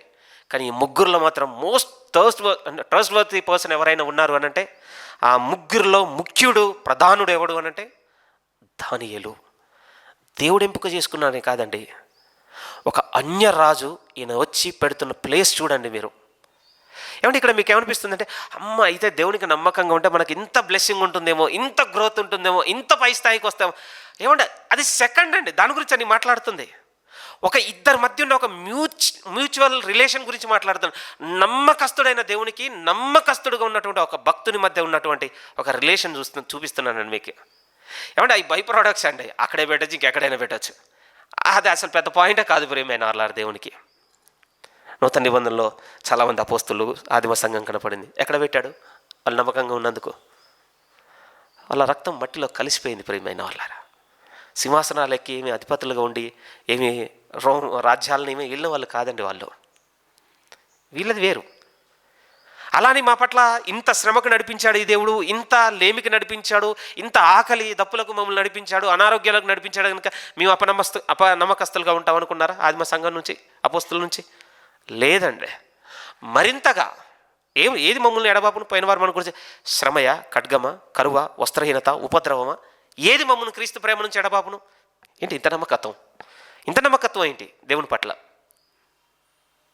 ఎందుకు అనంటే, బాగా వినండి ప్రియమైన వాళ్ళారా, దేవుడు నమ్మకమైన వాడు గనక ఆరాధిస్తున్న మనందరికీ ఇక దేవునికి నమ్మకంగా ఉండాలన్నటువంటి స్వభావం ఎదగాల్సిందే. ఇంకా ఆశ్చర్యకరంగా ఎలా ఉంటాయి అనంటే, దానియేలుకి చాలా ఫేవరబుల్గా అంటే అనుకూలుగా ఉన్నారు కావచ్చు ఆ రాజులు కావచ్చు. ఎందుకంటే మనకి ఇంట్రడ్యూస్ అవ్వడం ఎలా అవుతుందో తెలుసా? దానియేలు పుస్తకం ముందు ఒక నపుంసకుడు ఇష్టపడతాడండి, చూడగానే ఎందుకో దయపడుతుంది. నాకు ఇది తినడం ఇష్టం లేదు అనగానే ఎందుకో సరే ఒక చిన్న కనికరమైన చూపుతా, సరే పోనీలే ఏం తింటావు నువ్వు? ఓకే, శాఖధాన్యాలు తింటావా, ఎక్కువ నీళ్ళు తాగుతావా, సరే అంట. అక్కడి నుంచి డైరెక్ట్ జంప్ ఎక్కడికో తెలుసా? పైకి నేరుగా రాజును కలుసుడే. ఒక కల వచ్చింది, ఎవడు చెప్తలేడు. ఎవరున్నారు అని వెతికితే కామన్ అంటే పబ్లిక్లో టాక్ ఏంటో తెలుసా? ఇంకా ఇది ఏమన్నా చెప్పగలరు అని అంటే ఇంకా ఆయనే హెల్ప్ చేయగలడు. వెంటనే కొంతమంది పరిగెత్తుకొని వచ్చి ఒక ఆర్డర్ పాస్ అయిపోయింది, మనల్ని అందరూ చంపేస్తారట. ఏంటి కారణం ఏంటి? ఆయనకి ఏదో కల వచ్చిందట, కల మర్చిపోయిందట, మనం చెప్పాలన్నట. ఏం చేద్దాం ఒకటే ఇంకా ఏమన్నా హెల్ప్ మీరు వెళ్ళండి, నా గురించి ప్రార్థన చేయండి, నేను కూడా దేవుణ్ణి అడుగుతాను. ఏమండి ఇదే ఉంటుందండి. ఇక ముందేం జరిగింది, వెనకేం జరిగింది, అసలు ఇక్కడ నుంచి ఒక రాజును మీట్ అయ్యేటువంటి ఆ మూమెంట్ వచ్చేంతవరకు అసలు లైఫ్ ఎలా వెళ్ళింది ఏమీ తెలియదండి మనకి. దాని అర్థము చాలా ప్లెయిన్గా ఉందనుకుంటున్నారా ఆయన లైఫ్? ఆయన పట్టిందల్లా బంగారం అనే మాట ఉంటుందిగా, అలా జరిగిపోయిందా? నెవర్ అండి. నాకు బాగా ఛాలెంజింగ్ అనిపించింది ఏంటంటే, ఇక్కడ కాదండి, ఇర్మియా గ్రంథంలో ఒక వాక్యం చదివితే ఇది ఎలా సాధ్యమైతే దేవ ఒక మనిషికి అనిపించింది. ఇర్మియా గ్రంథము 29 రండి. ఎందుకంటే మీతో సంఘంలో పలుమార్లు నేను చెప్పుకుంటూ వస్తున్నాను, అది విలాప వాక్యంలో దగ్గర చెప్పి ఉన్నాను. దానియేలు గారి గురించి కూడా చెప్తున్నప్పుడు చెప్పినాను ఏంటంటే, ఇశ్రాయేలులో 70 ఏళ్ళు చెరలోనికి వెళ్ళిపోతున్నారు. ఆ చెర దినాలు ఎలా ఉంటాయో ఇర్మియా నువ్వు వెళ్ళి ప్రకటించు అనేది ఇర్మియా యొక్క మిషన్, ఆయన పని. బాగుండవు. వస్తున్నటువంటి కల్దీల రాజ్యం ఎలాంటిది అని అంటే, అది వచ్చి వాలిపోయింది అంటే ఇక మిడతల దండ అంతే. ఒక మిడతలు కనుక పచ్చని పంట పొలాల మీద ఆ వాలి వెళ్ళిపోతే ఎలాగైతే బీడు మిగిలిపోతుందో వాళ్ళు వస్తే అలా ఉంటుంది. చెప్పును పోయి ఏముండదు. ఇక బలంగా ఉన్న వాళ్ళని పట్టుకెళ్ళిపోతారు, మీకు ఆధారంగా ఉన్న వాటిని కూల్చేసిపోతారు. ఇక ఏమాత్రం కూడా ఉపయోగపడకుండా ఏమాత్రం కూడా అవసరం లేని వాటిని మీ దేశంలో వదిలిపెట్టిపోతారు. మీకు ఇక ఉండదు నిల్వకు, అసలు బతకడానికి కూడా మీకు ఆ దినాలు అనుకూలంగా ఉండవు. మీకు ఆధారం ఉండదు, తిండి ఉండదు, కరువు ఉంటుంది. ఎందుకంటే నేను వదిలేశాను మిమ్మల్ని. దేవుడు ఇలానే చెప్పమంటాడండి ఇర్మియా గారితో. ఇర్మియా గారి మాటలు ఎలా ఉంటాయంటే, అవన్నీ వింటున్నప్పుడు అండి జనంలో కోపం వచ్చి ఇర్మియా గారిని నూతిలో పడేస్తారు ప్రియమైన వాళ్ళారా. నిజమండి. అలాంటి ప్రవక్త అండి ఆ చెర దినములను గురించి ప్రవచించిన తర్వాత, చెరలోనికి మీరు వెళ్ళిపోయిన తర్వాత అక్కడికి పోయి మీరు ఇది చెయ్యాలని వాళ్ళకి అసైన్ చేసిన వర్క్ చూస్తేనని వాళ్ళకి కేటాయించిన పని చూస్తే నా బుర్రపాడైందండి. ఒకసారి ఇర్మియా గ్రంథం 29వ అధ్యాయంలోనికి రండి. ఇర్మియా గ్రంథం 29వ అధ్యాయము మొదటి నుంచి నేను చదువుతున్నానండి. ఇర్మియా గ్రంథము ఎప్పుడు కూడా ఇంతకుముందు చాలా తక్కువ విన్నాం, నా ద్వారా కొంచెం ఎక్కువగా విన్న మాట ఏంటంటే, ఇర్మియా గ్రంథం 29:11 ఎక్కువ సార్లు విన్నాం మనం. నేను మిమ్మల్ని గురించి ఉద్దేశించిన సంగతులు నేనే ఎరుగుదును, అవి రాబో కాలానికి సమాధానమైనకరమైన తప్ప హానికరమైనవి కావని చెప్పినాయి. యాక్చువల్ కాంటెక్స్ట్ అసలైన సందర్భం ఏమిటంటే, కల్దీయుల దేశంలోనికి మీరు చెరలోనికి వెళ్ళిపోయిన ఆ దినాల్లో నేను మిమ్మల్ని జ్ఞాపకం చేసుకొని ఇలా ఉంటాను మీతో. అవి మీరు హాని అనుకోవద్దు, అవి మీకు క్షేమమే. వాళ్ళకి ఇంకా బాగా అర్థమవుతుందండి మనకంటే ఎక్కువ. ఇలాంటి విషయాల మధ్య ఎలా ఉందో చూడండి. 29వ అధ్యాయం మొదటి నుంచి నేను చదువుతున్నాను. రాజైన యెకొన్య తల్లియగు రాణియు రాజ పరివారమును యూదాలోను యెరూషలేములోనున్న అధిపతులను శిల్పకారులను కంసాలను యెరూషలేమును విడిచి వెళ్ళిన తర్వాత, చూసారు పనికొచ్చిన వాళ్ళందరి పని అయిపోయిందండి. ఇక వెళ్ళిపోయిన తర్వాత ప్రవక్త అయిన ఇర్మియా పత్రికలలో లిఖించి యూదారాజైన సిద్కియా బబులోను రాజైన నెబుకద్నెజరు నొద్దకు పంపిన షాఫాను కుమారుడైన ఎల్యాషా చేతను, ఇల్కియా కుమారుడైన గెమరియా చేతను, యెరూషలేములో నుండి పోయిన వారి పెద్దలతో శేషించిన వారికి యాజకులకును ప్రవక్తలకును యెరూషలేములో నుండి బబులోనుకు అతడు చెరుగొని పోయిన జనులందరినీ పిలిపించిన మాటలు ఇవే. అంతా కన్ఫ్యూజింగ్గా ఉంది. వీళ్ళ పేరు వాళ్ళ పేరు చెప్పేసరికి ఏం చెప్పబోతున్నాడు అంటే, మిమ్మల్ని తీసుకుపోతారు కదా, మీరు పోయిన చెరలో మీరు ఇలా ఉండాలని వాళ్ళకి అసైన్ చేస్తున్నటువంటి పనులండి, అప్పగిస్తున్నాయి. ఏం అప్పగించాడో తెలుసా అండి దేవుడు ఆశ్చర్యకరంగా? ఏం అప్పగించాడంటే, మీరు చెరగొనిపోయినా మిమ్మల్ని నాశనం చేసిన ఆ రాజుల నిమిత్తం మీరు విడవక ప్రార్థన చేయాలి. ఇది వినడానికి చాలా ప్లీజింగ్గా ఉంటుందండి. ఒక ప్రభుత్వం వచ్చి ఇక క్రైస్తవుల ఆదివారం నాడు ఇక కూడుకోవద్దు అని ఒక లా పాస్ చేసిన తర్వాత నేను ఇంట్లో కూర్చొని ఆ ప్రభుత్వం కోసం పాజిటివ్గా ప్రార్థన చేస్తే తెలుస్తుంది పెయిన్ మనకి. అప్పటి వరకు రియాలిటీ తెలియదండి మనకి. దానియేల్ గారి లైఫ్ ఎలా నడిచిందో, ఎంత నమ్మకమైన వాడుగా ఉన్నాడో.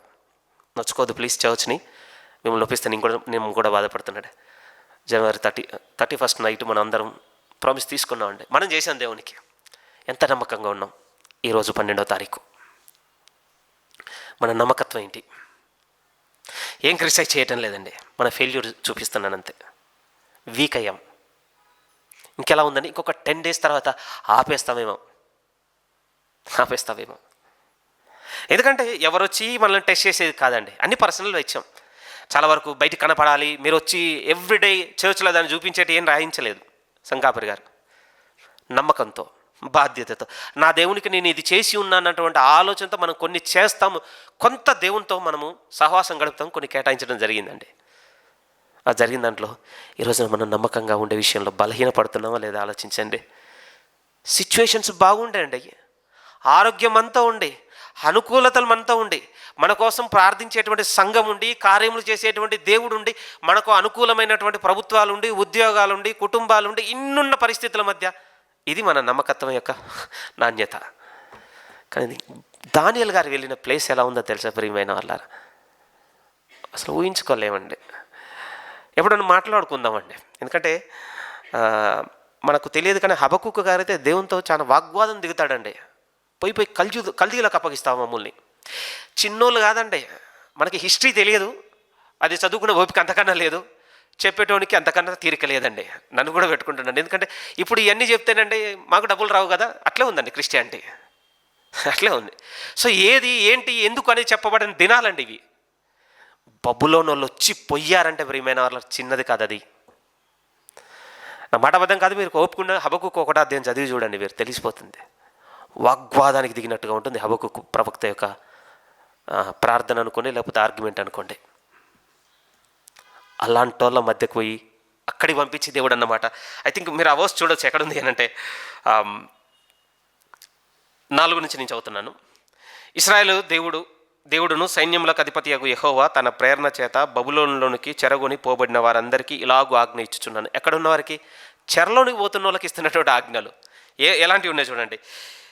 ఇల్లు కట్టించుకొని వాటిలో నివసించుడి, తోటలు నాటి వాటి ఫలములను అనుభవించుడి, పెళ్ళిళ్ళు చేసుకొని కుమారులను కుమార్తెలను కన్నుడి. అక్కడ ఏమీ మీకు తక్కువ లేకుండా అభివృద్ధి పొందుటకే వారు కుమారులను కుమార్తెలను కన్నునట్లు మీ కుమారులను పెళ్లిళ్ళు చేయరి, మీ కుమార్తెలకు పురుషులను సంపాదించడి. నేను మిమ్మల్ని చెరగొనిపోయిన పట్టణం యొక్క క్షేమము కోరి దాని కొరకు యెహోవాకు ప్రార్థన చేయలే. ఎవరి క్షేమం కోరి? మిమ్మల్ని మొత్తం నాశనం చేసి మిమ్మల్ని ఊడ్చుకొని తీసుకుపోతున్న వాళ్ళ కోసం వారి క్షేమము కోరి ప్రార్థన చేయి. జస్ట్ ఇమాజిన్ అండి. ఎందుకు ఈ మాట దానియేల్ గారు దాన్ని తీసుకొచ్చి చెప్తున్నాను అంటే, తనున్న కొంచెంలో నమ్మకమైన వాడుగా ఉన్నాడు ప్రియమైన వాళ్ళారా. దేవుడు ఆయన తీసుకెళ్ళి పెట్టిన ప్లేస్ ఏంటో తెలుసా? అధికం మీద కూర్చోబెట్టాడండి. అది దానియేల్ గారి జీవితంలో వంతు. బట్ నేను ఆయనను ఎందుకు తీసుకొస్తున్నాను ఈరోజు మీ ముందుకి అనంటే, మనం నమ్మకంగా ఉంటే దేవుడు మనతో ఎంత నమ్మకంగా ఉంటాడో చూడండి ప్రియమైన. దాని అర్థం ఇప్పుడు ఏదో మనం పెద్ద పొజిషన్కి వెళ్ళిపోయి మనం కూడా ఇండియన్ రూల్ చేస్తామని ఇమాజిన్ చేయకండి. ఎందుకంటే ఆ కెపాసిటీ మనకు లేదు. మనకు అర్థం కావాల్సిన ఫ్యాక్ట్ అది నిజమండి. ఎందుకంటే బాగా వినండి, చిన్నది హ్యాండిల్ చేయలేను, పెద్దది ఎట్లాగో చేయలేమండి. ఇప్పుడు స్పిరిచువల్గా కొన్ని మాట్లాడుకుందాం. ఎందుకంటే మనల్ని మనం ఇక్కడ ఎన్నైనా గద్దించుకోవచ్చు కదండి. ఫిజికల్గా అనుకోండి, నేను ఎక్కువ గద్దించలేను, ఎందుకంటే మీరు ఎక్కడ ఉన్నారో నేను అక్కడే ఉన్నాను, తేలిపోతాం మనం. కానీ దానియేల్ గారి జీవితం బట్టి ఒకటి చూద్దాం, నేర్చుకుందాం స్థిరంగా. ఏంటంటే తన ప్రతి పరిస్థితి ఎందండి, అనుకూలత ప్రతికూలత లేదు. దేవుడు తన జీవితము నిర్మించిన ప్రతి పరిస్థితి యందు నమ్మకత్వమును విడిచిపెట్టలేదు. అటు దేవునికైనను, ఇటు ఆయన ఉన్న రాజ్యంల మధ్య అధిపతులకైనను. దేవుని వైపు కూడా నాకు చాలా గొప్పగా అనిపించింది ఏంటి అంటే, ఒకసారి మీరు ఆలోచించండి, ఎవరేం బయటికి చెప్పకండి, కానీ మిమ్మల్ని మీరు ఖచ్చితంగా దేవుని చూపించుకోవాలి, నన్ను కూడా. దేవునికి ఇష్టమైన కార్యం ఒకటి మనం చేసామనుకోండి, మన ప్రేయర్ ఎలా ఉంటుంది జస్ట్ ఒకసారి సాహసోపేతమైంది, చాలా గొప్పది, బలమైంది. ఇంకొకరు దాన్ని చేయడానికి తలపెట్టడానికి కూడా ధైర్యం సరిపోని ఒక ఉన్నతమైన ఒకటి మీరు చేశారు, నేను ఒకటి చేశాం. మంచిదే, మంచి మనసుతోనే చేసాం. నేను ఏమంటున్నానంటే అది చేసిన తర్వాత మన ప్రేయర్ ఏంటి, ఎట్లా ఉంటుంది చెప్పండి ఒకసారి. ఇమాజిన్ చేయండి. ఇంత బలాన్ని ఇచ్చినందుకు నీకు స్తోత్రాలు అని అంటాం. సంభవం అండి, నేను చెప్తున్నాను.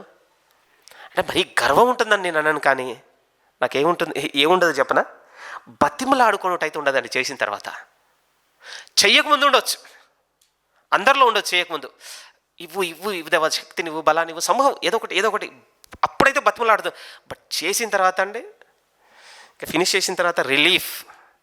బట్ మీరు చూడండి, దానికి నమస్కరించండి అని ఆ ప్రతిమను చేసిన తర్వాత దానికి నమస్కరించకపోగా, ఈయన నమస్కరించలేదు కదా అని టెస్ట్ చేయడానికి వెళ్ళిన అధిపతులు లోనికి వెళ్ళి కిటికీలో ఇంటి లోపల చూడగానే దానియేలు గారు ఏం చేస్తున్నారని రాయబడిందో తెలుసా? అంటే ప్రార్థనలో బతిమాలు కొనుచుండగానే రాయబడిందండి. ఎందుకు ఈ మాట చెప్తున్నాను తెలుసా? ఏమంటే ఆయనలో ఉన్నటువంటి నమ్మకత్వానికి సూచనలు అండి. చిన్న వర్డ్సే, కానీ ఆ వర్డ్ కాంటెక్స్ట్, సందర్భం ఏంటో తెలుసా? ఒక ఉన్నతమైన కార్యం అండి, ఎవ్వరు చేయలేని చేశాడు ఆయన. మహా అంటే ఇంకొక 3 ఉన్నారు హెల్ప్. ఆ 3 కూడా ఇన్స్పిరేషన్ ఎవరో తెలుసా? ఒకసారి చాలా చక్కగా అన్నాడండి. ఒక ఆయన ఏమన్నాడు అంటే, మరి మేబీ నాకు తెలియదు ఆయన రిసోర్స్ ఏంటో, కానీ ఆయన ఏమన్నాడంటే, ఇన్ కేస్ దానియేలు కనుక ఆ రోజు ముందు నిలబడపోయి ఉంటే అసలు షద్రకు, మెషకు, అబేద్నెగో లాంటి వాళ్ళు బైబిల్లోనే ఉండకపోవట. నిజమండి.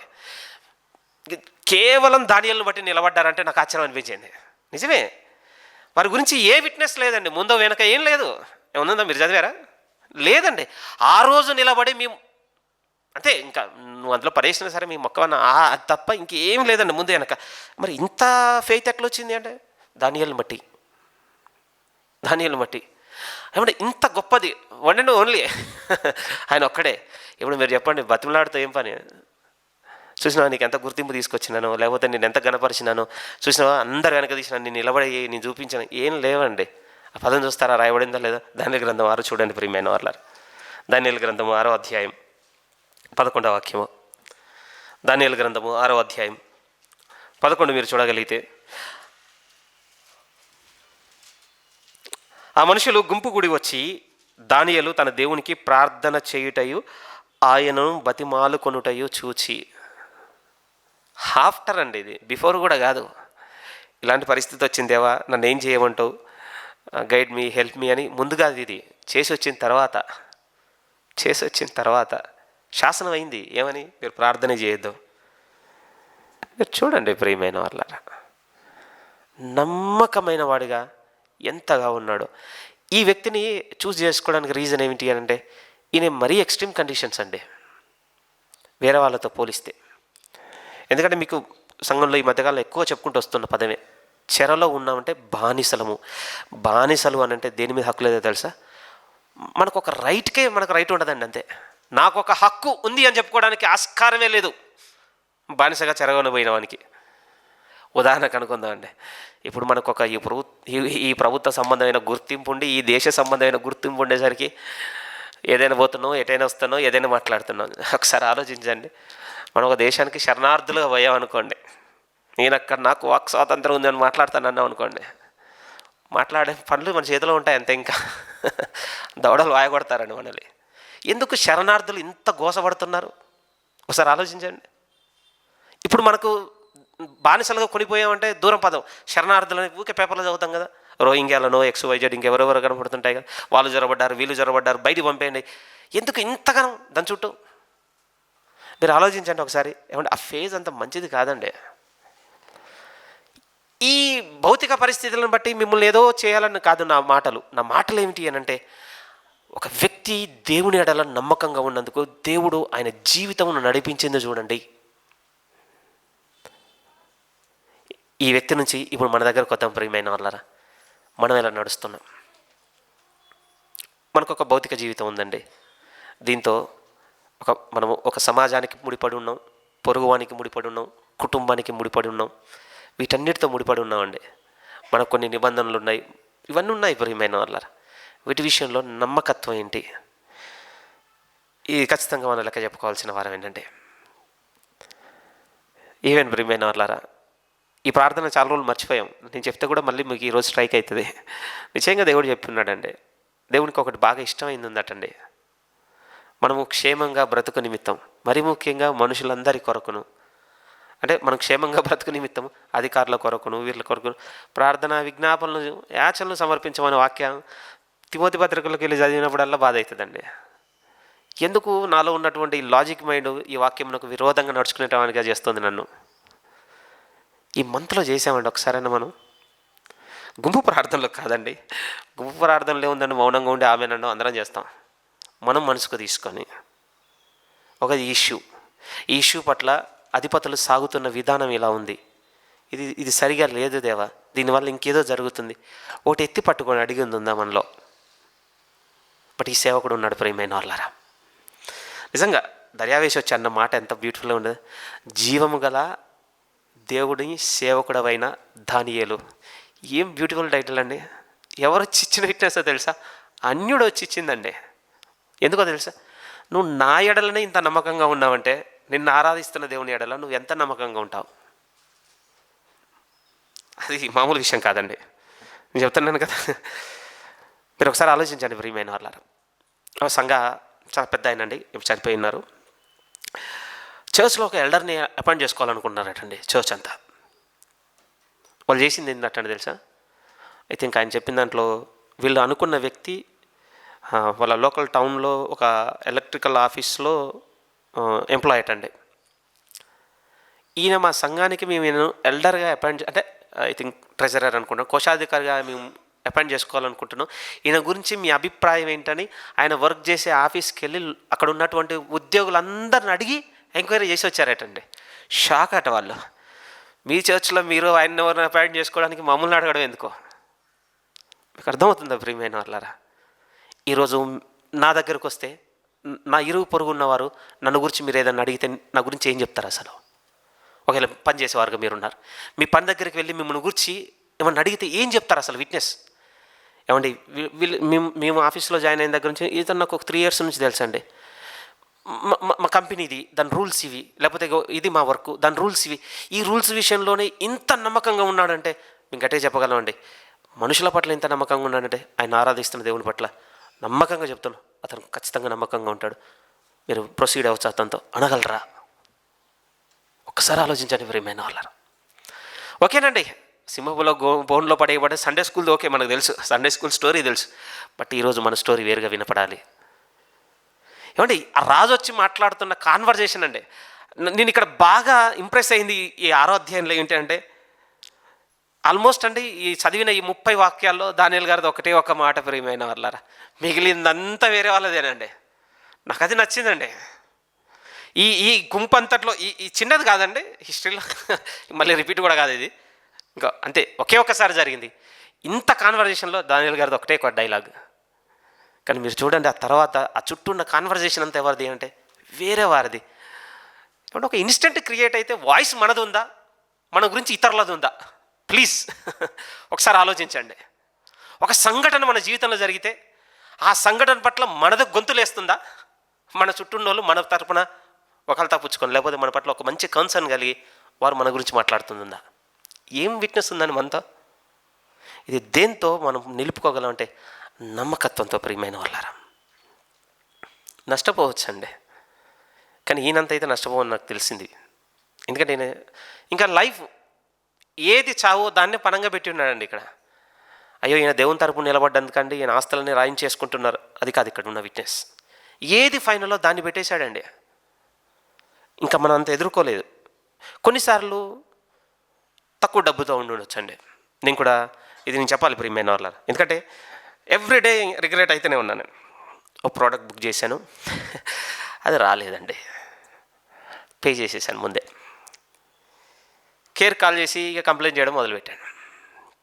వాడేమంటున్నాడు, ఇక మేమేం చేయలేమండి, రిటర్న్ పెడతాం, వస్తారు మీ దగ్గరికి, ఇవ్వండి. నేనేమంటున్నానంటే, మరి ఇవ్వడానికి నా దగ్గర లేదురా బాబు, నా దగ్గర ఉంటే అది నేను రిటర్న్ చేస్తే కదా నాకు ఇచ్చేది. అసలు ప్రోడక్టే రాలేదు, దాంట్లో ఎంటీ డొల్లా, అలా రాలేదు, మిస్ అయింది. మిస్ అయినందుకు మీదే కదా బాధ్యత. అదంతా కాదండి, ఇప్పుడు ఇది ఏమన్నా అప్లై అవుతుందని మా గైడ్లైన్స్ ప్రకారం ఇది రిటర్న్ పాలసీకి మాత్రమే ఇది అప్లికేబుల్. సో ఇప్పుడు రిటర్న్ ఆప్షన్ ఎనేబుల్ చేస్తాం. సో మళ్ళీ వాడు వస్తాడు, డెలివరీ చేస్తాడు, మళ్ళీ వస్తాడు, రిసీవ్ చేసుకుంటాడు, మీరు ఇచ్చేయాలి. ఇవ్వడానికి నా దగ్గర లేదంటే ఏమండి ఆల్మోస్ట్ అండి ఒక 6 సార్లు కాన్వర్జేషన్ అండి. ఎవ్రీ టైం ఒక 15 టైమ్స్ 10 నిమిషాలు ఓపికగా మాట్లాడిన తర్వాత బరస్ట్ అవ్వడం. రియలైజ్ అయ్యానండి పోతుంది మొత్తం. ఏమండి ఇది ఎందుకు చెప్తున్నాను తెలుసా? రైట్ మన వైపు ఉండొచ్చు అండి. నేను మాట్లాడుతున్న మాట మీకు అర్థం, రైట్ మన వైపు ఉండొచ్చు, కానీ కొన్ని టెస్టులు ఉంటాయి ప్రియమైన వాళ్ళ జీవితంలో. ఇక ఒక నిర్ణయానికి వచ్చాను, మీ డబ్బులు ఇవ్వకపోయినా పర్వాలేదు. ఇంకా అకౌంట్ డిస్కనెక్ట్ అయిపోయినాను, మొత్తం యాపే డిలీట్ చేసి కూర్చున్నాను. ఇంకా ఎందుకో తెలుసా ప్రియమైన వాళ్ళారా, కేవలం 600కి ఇంత ఫైట్ నా జీవితంలో. నా ప్రాణం ఏం పనంగా పెట్టలేదండి అక్కడ, నేను నా చరస్థిరాస్తులేం పనంగా పెట్టలేదు. ఒక 600 దగ్గర నా స్వభావం నాకు కనపడింది ప్రియమైన వాళ్ళారా. నన్ను పెట్టుకొని మాట్లాడుతున్నాను, మిమ్మల్ని పెట్టుకుని అడుగుతున్నాను, ఎక్కడుంది మన నమ్మకత్వం యొక్క తీవ్రత? కోల్పోయే విషయంలో ఎక్కడున్నాం ప్రియమైన వాళ్ళారా? బట్ ఈ వ్యక్తి అండి, మీరు వెళ్ళి చదవండి. సరే మీకు సెకండ్ పార్ట్ అర్థం కాకపోయినా ముందు 6 అధ్యాయాలు అయితే స్టోరీ వైజ్గా ఉంటాయి కదా, అట్లీస్ట్ ఈ వారంలో ఒకసారి చదివి చూడండి దానియేలు గారి జీవితాన్ని. బట్ ఏ గ్రేట్ లైఫ్ అండి. ఒకే ఒక పదంతో చెప్పచ్చు, నమ్మకమైన వాడుగా ఉన్నాడు ఆయన. తన జీవితంలో ఉన్నటువంటి పరిస్థితులన్నిటికీ ఆ పరిస్థితుల మధ్య పెట్టిన దేవునికి. ఇప్పుడు మన గురించి కొద్దిసేపు మాట్లాడుకుని ముగించుకుందాం ప్రియమైన వాళ్ళ. ఎందుకంటే ఇప్పుడు అదే గుణమును వింటున్న మీలో, చెప్తున్న నాలో, మనందరిలో చూడాలనుకుంటున్నాడు దేవుడు. ఏ మేరకు నమ్మకంగా ఉంటున్నాము? సరే భౌతికమైన విషయాల మీద కొద్దిసేపు మాట్లాడి ఉన్నాను కదా, కొంచెం స్పిరిచువల్గా మాట్లాడుకుందాం ప్రియమైన వాళ్ళ. ఒకసారి ఈ మాట చూడండి, లూకా సువార్త 12 కాదు ముందుగా 16 చదువు. లూకా సువార్త 16వ అధ్యాయం. లూకా సువార్త 16వ అధ్యాయం.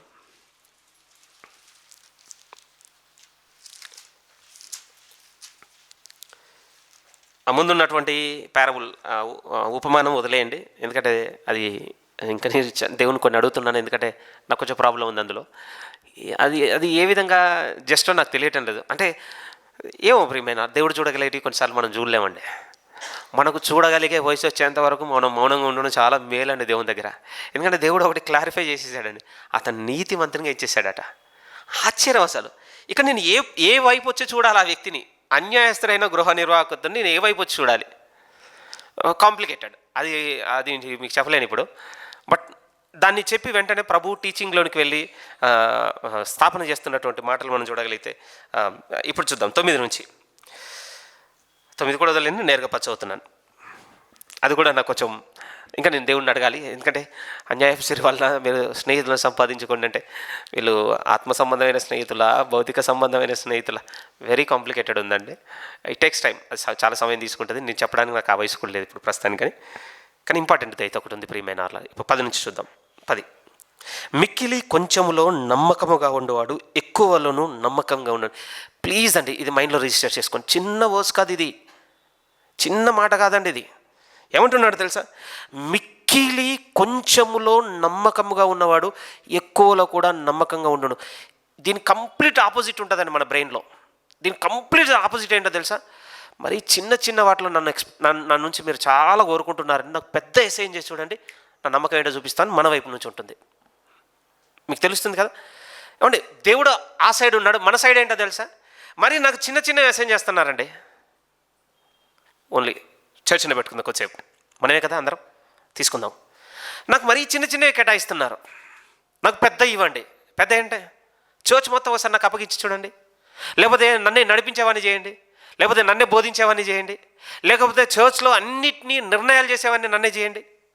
పెద్దది నాకు అప్పగించి చూడండి, నాలో ఉన్న నమ్మకం ఏంటో మీకు తెలుస్తుంది, నాలో ఉన్న పంచువాలిటీ ఏంటో మీకు తెలుస్తుంది, నాలో ఉన్నటువంటి గివింగ్ నేచర్ ఏంటో మీకు తెలుస్తుంది, నాలో చేసేటువంటి ఆ ఉత్సాహం ఏంటో మీకు తెలుస్తుంది, నాలో ఆ తొందరగా వచ్చేటువంటి ఆతృత ఏంటో మీకు తెలుస్తుంది. ఎప్పుడు పెద్దది చేయండి. నన్ను ఎక్కడి నుంచి ఎక్స్పెక్ట్ చేస్తున్నారు తెలుసా?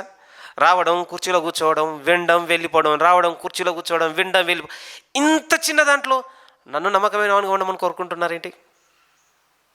బట్ దేవుడు ఎలా అంటున్నాడు తెలుసా? నాయనా నువ్వు చెయ్యలేవురా బాబు. ఎందుకు చేయలేను దేవా అంటే, నువ్వు కొంచెంలో నమ్మకంగా లేని నీ స్వభావము, నా స్వభావం ఎక్కడికి క్యారీ ఫార్వర్డ్ అవుతుందంటే ఎక్కువ స్థితికి కూడా అదే వస్తుంది.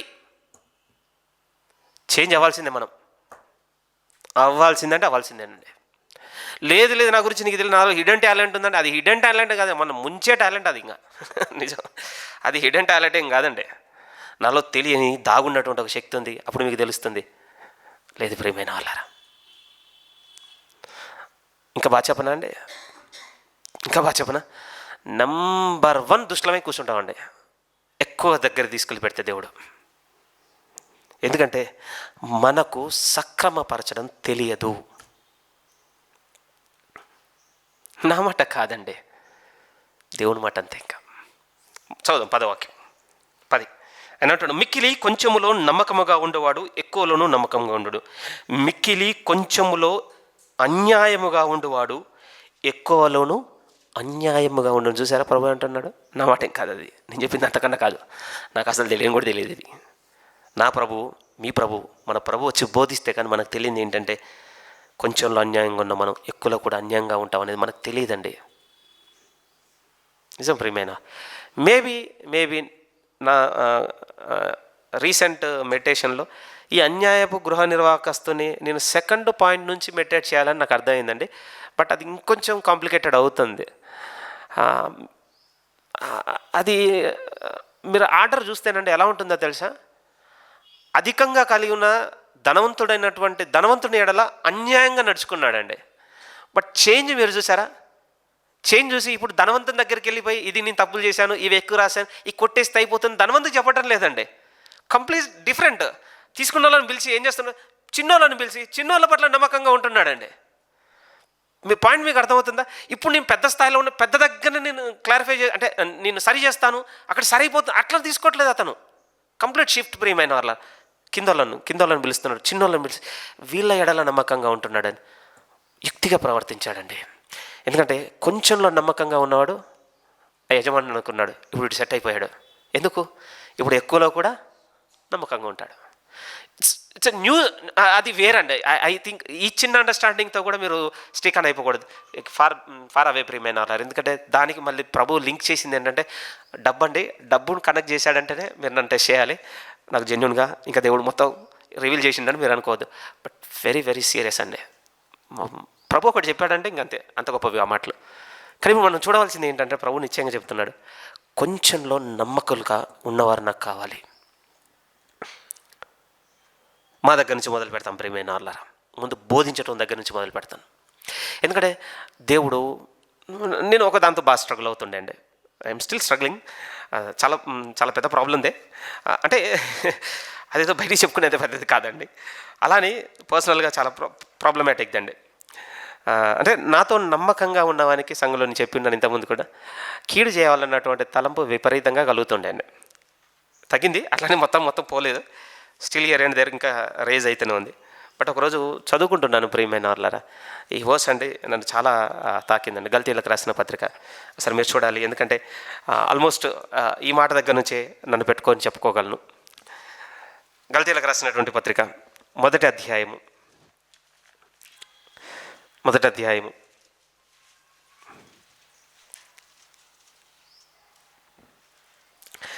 ఆల్మోస్ట్ అంటే 11 నుంచి 17 వరకు ఒకే విషయం గురించి రాస్తుంటాడు పౌలు గారు.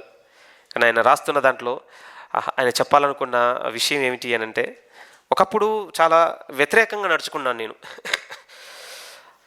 హింసించాను, ఆయన వెంబడిస్తున్న వాళ్ళని చంపాను, ఆయన ఆరాధించుకున్న వారికి వ్యతిరేకంగా కొన్ని లాస్ పట్టుకొని, కొన్ని ఉత్తర్వులు పట్టుకొని బయలుదేరాను, చాలా చేద్దాం అనుకుని సాగిన్నాను, కీడు చేశాను. కానీ ఆశ్చర్యకరంగా దేవుడు నన్ను ఎంత చేశాడు అని అంటే ఆయన్నే ప్రకటించేవాడిని కదా పెట్టేశాడు. ఐ థింక్ అండి, మీరు ఒకసారి జస్ట్ ఇమాజిన్ అండి, కొద్ది చంపాడు ప్రియమైన వాళ్ళ పౌలు. మీరు ఒకసారి ఊహించుకోండి, ఈ చంపిన పౌలే సువార్తను ప్రకటిస్తూ ఒక గ్రామానికి వెళ్ళగానే ఎవరినైతే చంపాడో ఆ చంపిన వారి తల్లిదండ్రులే తన ముందు కూర్చొని వాక్యం వింటుంటే అసలు పౌలు గారి పొజిషన్ ఏంటో ఒకసారి ఆలోచించండి. మన ఒక సేవకుడు ఈ మాట అనేసరికి నాకు మాట లేదండి, నిజమే ఎంత స్ట్రగుల్ అయి ఉండొచ్చు ఆయన. ఒకసారి మీరు ఆలోచించండి ప్రియమైన, ఎదురవ్వలేదు అనడానికి లేదండి, చాలా కీడు చేశాడండి సంఘమునకు, చాలా కీడు. మనం అంతేం చేయలేదండి, ఇంకా చేయకుండా ఏదో అనుకుంటున్నాం. కానీ ఒకసారి మీరు ఆయన ఇలాంటి సిచ్యువేషన్ మైండ్లో పెట్టుకుని పౌలు గారు ఏమన్నారు తెలుసా, ఈ పరిచర్యకు నన్ను నమ్మకమైన వాడిగా ఎంచినందుకు దేవునికి స్తోత్రం చెప్పుకోవాల్సి వచ్చిందండి. ఐ థింక్ ఆ పదాలు మనం ఇక్కడ చూడాలి. సహోదరులారా, సహోదరులారా, 11 వాక్యం నుంచి చదువుతున్నాను. నేను ప్రకటించిన సువార్త మనుషుని యోచన ప్రకారమైనది కాదని మీకు తెలియజెప్పుచున్నాను. మనుషుని వల్ల నేను దాన్ని పొందలేదు, కానీ నాకు ఎవడును దాన్ని బోధింపలేదు, కానీ యేసుక్రీస్తు బయలుపరచడం వలన అది నాకు లభించినది. ఇక పూర్వమందు యూద మతస్థుడై ఉన్నప్పుడు నేను దేవుని సంఘమును అపరిమితమును హింసించి నాశనం చేయొచ్చు. నా పితరుల పరంపరాచారం ముందు విశేష ఆసక్తి గల వాడినై నా స్వజాతీయులో నా సమాన వయస్కుల అనేకుల కంటే యూద మతములలో ఆధిక్యత నొందినవాడుగా నడుచుకుంటున్నాను. మీరు నడవను గురించి వింటిరి. ఆయనను తల్లి గర్భమును పడిన మొదలుకొని నన్ను ప్రత్యేకపరిచి తన కృపచేత నన్ను పిలిచిన దేవుడు నేను అన్యజనుల్లో తన కుమారుని ప్రకటింపవలనని ఆయన నా యందు బయలుపరచను ఉద్దేశించిన వాడే. ఇక అంటే బయలుపరచను అనుగ్రహించినప్పుడు నేను మనుష్య మాత్రలతో సంపాదింపలేదు. నాకంటే ముందుగా అపోస్తులైన వారి ఇద్దరును యెరూషలేమునకు వెళ్ళలేదు, కానీ ఆ వెంటనే అరేబియాలోనికి వెళ్ళి తిని పిమ్మట దమస్కులోనికి వచ్చి తిరిగి వచ్చి తిని. అంటే ఈ కాంటెక్స్లో మీరు చూస్తున్నప్పుడు ఎలా కనబడుతుంది చెప్పండి? ఎలాంటి వ్యక్తిని దేని కొరకు ఎలా ఎంచుకున్నాడు? నన్ను నమ్మకమైన వాడిగా ఎంచినందుకు అసలు ఇప్పుడు నాకు నేను దేవునికి ఏం చెల్లించాలో నాకు అర్థం కావటం లేదు. ఈ వ్యక్తిని గుర్తు చేయడంలో ముందు నేను ఎందుకు పెట్టుకుంటున్నాను నా మనసులో అంటే, మేబీ నా భౌతికమైన నాతో సమాధానంగా ఉన్నవానికి కీడు చేయాలన్న శోధనలో నేను ఇడవబడుతున్నప్పుడు నాతో వచ్చి మాట్లాడే నీకున్న స్థితి నుంచి నేను నమ్మకంగా ఎంచి నేను ఎక్కడ పెట్టి ఉన్నాడో నువ్వు చూసుకోవట్లేదు ఆ రోజు. బట్ నాకు ఒకటి అర్థమైంది ప్రియమైన వాళ్ళారా, బోధించేవాడిగా దేవుడు బోధించేవాడి నుంచి కోరుతుంది ఏంటంటే నమ్మకత్వమును. మరి నడిపించేవాని పరిస్థితి వాళ్ళకులు ఉన్నారు కదా. లూకాసు వార్త 12వ అధ్యాయం. ప్రతి ఒక్కరూ ఒక్కొక్క మాట తీసుకుందాం ప్రియమైన వాళ్ళారా.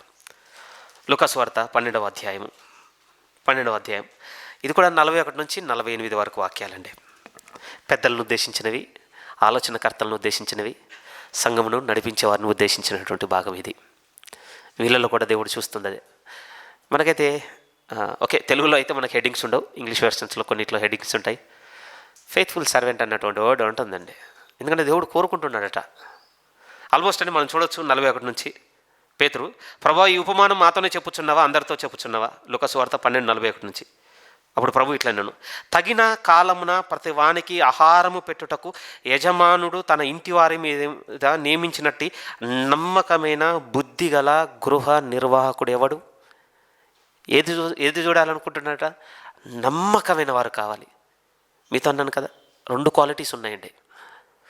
కొంచెంలో నమ్మకంగా ఉన్నాడు, అధికం మీద కూడా నమ్మకంగా ఉంటాడు. మనం చూడలేదా ప్రియమైన వాళ్ళ ఈ 15 సంవత్సరాల కాలంలో ఈ సంఘం గుండా వెళ్ళిన మార్గమును మనం సంఘం నడిపిస్తున్న కాబట్టి మనం చూడలేదా? మనం మరీ సండే స్కూల్ ప్రాయంలో వచ్చిన వాళ్ళు ఇంకా పెద్దలుగా వచ్చిన వాళ్ళు మనకు తెలుసు. మనం కొన్ని రుజువులను చూసి ఉన్నామండి. కొంచెం నమ్మకంగా ఉన్నందుకు ఈరోజు ఎక్కడున్నాము, దేవుడు ఎటు నడిపిస్తున్నాడు. ఎలాంటి సర్వెంట్ కావాలట అంటే ఆయన గృహ నిర్వాహకత్వంలో తగిన వేళకు అన్నము పెట్టు. ఓకేనండి, అంటే ఇది అంటే సంఘ కాపరి గారితో పర్సనల్ డిస్కషన్లో ఎప్పుడు ఉంటుంటుంది ప్రియమైన వాళ్ళ.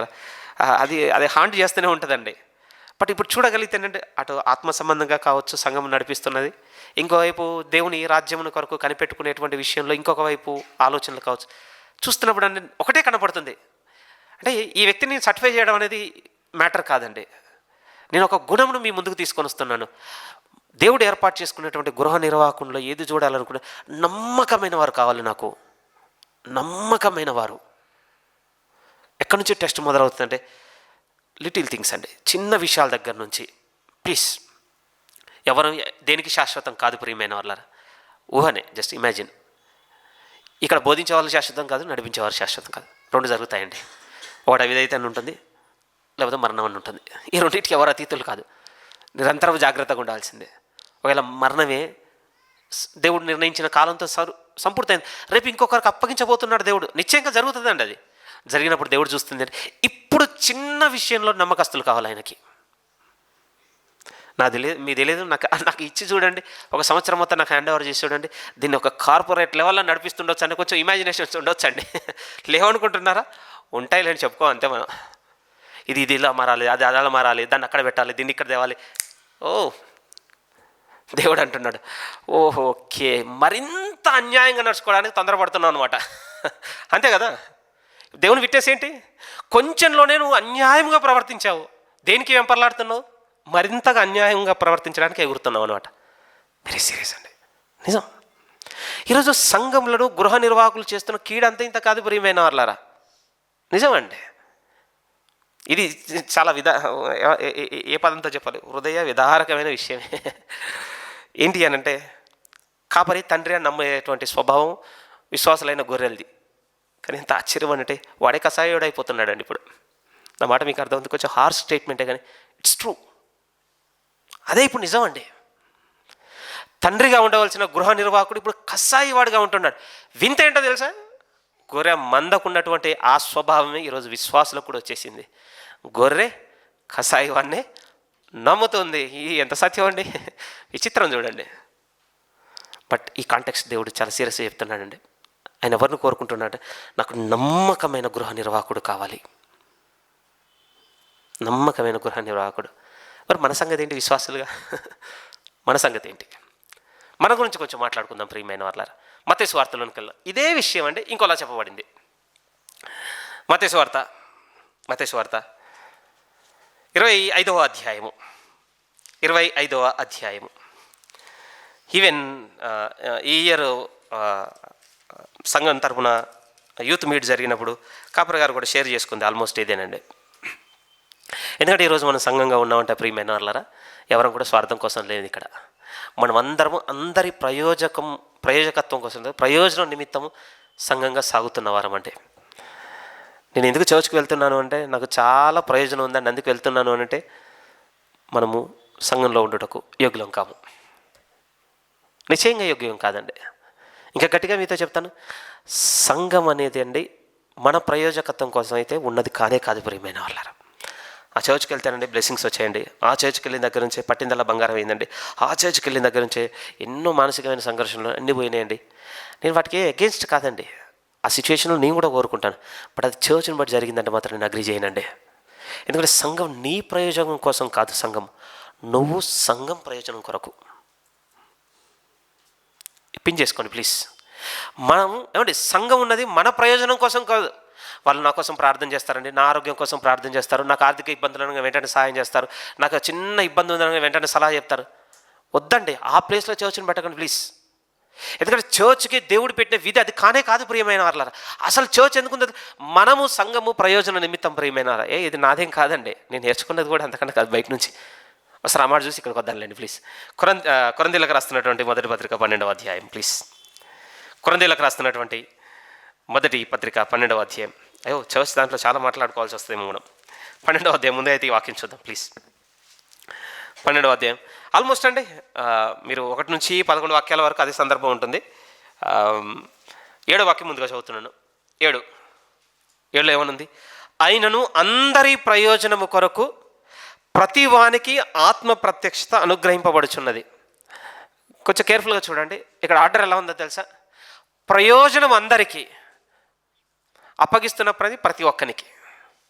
ఇక్కడ అండి వాళ్ళందరికీ, సంఘంలో అందరికీ ఇవన్నీ ఎందుకు అప్పగించాడంటే నా ప్రయోజన నిమిత్తం అనటం లేదు వాక్యం. ఎందుకు ఈ వాక్యం చెప్తున్నాను అనంటే, ఇక్కడ బాగా అర్థం కావాల్సిందంటే, మనం చాలా నమ్మకత్వంతో సంఘంలో మీరు నేను నా పరిధి చొప్పున, నా పరిమాణం చొప్పున మనం చేయవలసిన బాధ్యతలున్నవి.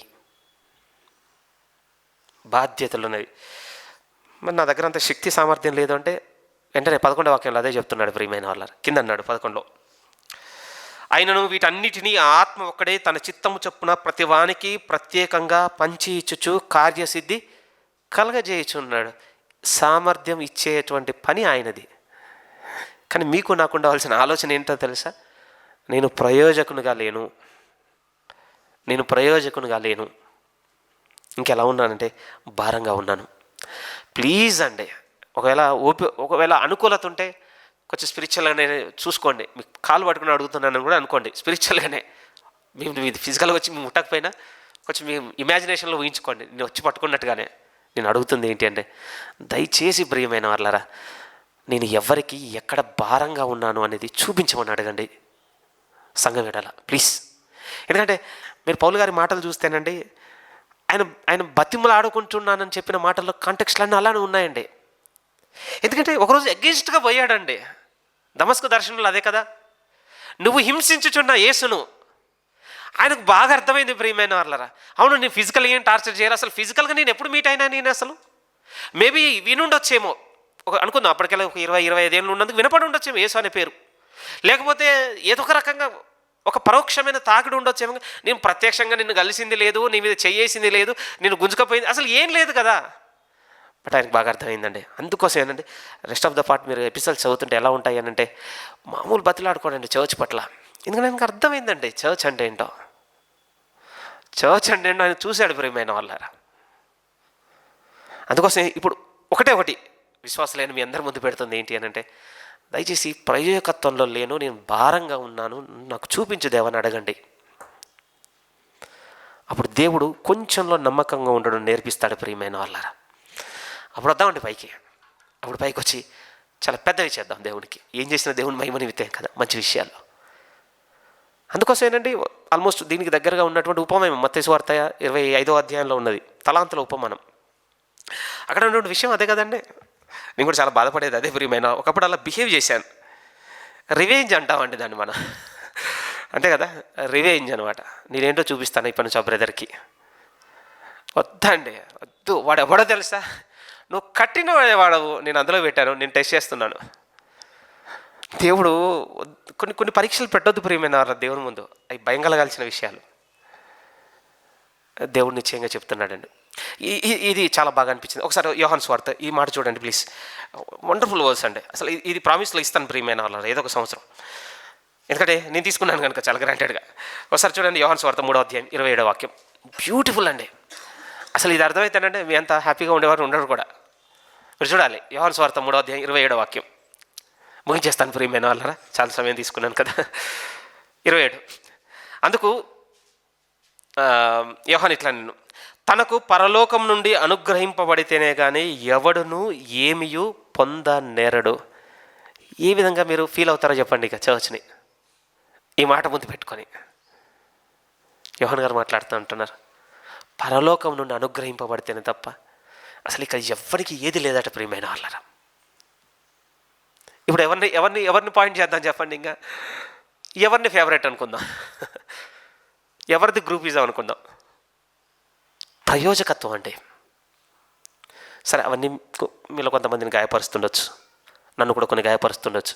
కానీ నేనేమనుకుంటున్నానంటే నమ్మకత్వానికి ఇవన్నీ పునాదులు. నమ్మకంగా ఉండాలి ప్రియమైన వాళ్ళంతే. దేవుడు నమ్మకత్వంను కోరుతున్నాడు. అనుకూలతలు పెట్టకండి, సౌకర్యాలు పెట్టకండి, బెనిఫిట్స్ పెట్టకండి, గుర్తింపులు పెట్టకండి, ప్లీజ్ అండి వీటిని పెట్టకండి. మీకేమనిపిస్తుందంటే నాకు వచ్చిన ప్రయోజనం ఏంటండి, నాకు వచ్చిన ప్రయోజనం ఏంటి? ఇదో బాధ ఉంటుందండి. ఎప్పుడు కూడా మనం ఆత్మ సంబంధమైన విషయాలని భౌతిక సంబంధమైన విషయాలతో పోల్చుతుంటాం. బయట ఉందనుకోండి, ప్రతిసారి అణచివేత గురైతే నాకు వచ్చిన ప్రయోజనం ఏముందండి, నన్ను దొక్కి వాడు ఎదిగాడు, ఇదే ఉంటుందండి సమాజంలో, అంతే కదా. ప్రతిసారి నేను మంచితనానికి పోయి నేను మంచిని కోరి నేను నేను నేను అని తగ్గించుకున్నందుకు ఏం మేలు జరిగింది చెప్పండి, నన్ను దొక్కాడు వాడు ఎదిగాడు. ఇక్కడ కూడా అదే అవుతుంది అనుకుంటున్నారా? నెవర్ అండి. మీకు ఒక మంచి పిక్చర్ చెప్తాను ప్రియమైన వాళ్ళరా. ఒక శిశువు పుట్టింది అనుకోండి, తల్లి చాలా సర్వీస్ చేస్తుంది ఆ బిడ్డకి. ఎన్ని ఈ వర్డ్స్ చెప్పలేం ప్రియమైన వాళ్ళరా.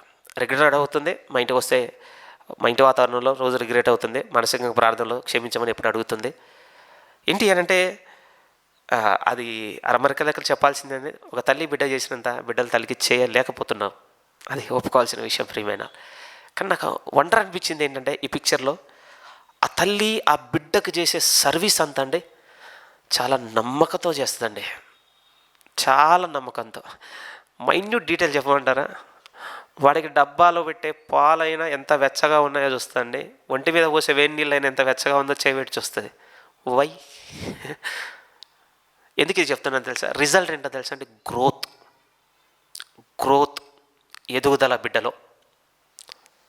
చిన్నే కావచ్చు అండి, ఎవరు నోటీస్ చేయని కూడా కావచ్చు, ఎవడు పట్టించుకొని ఎదగన కావచ్చు. కానీ చూడండి ఎండ్ ఆఫ్ ద డే ఏముందో తెలుసా?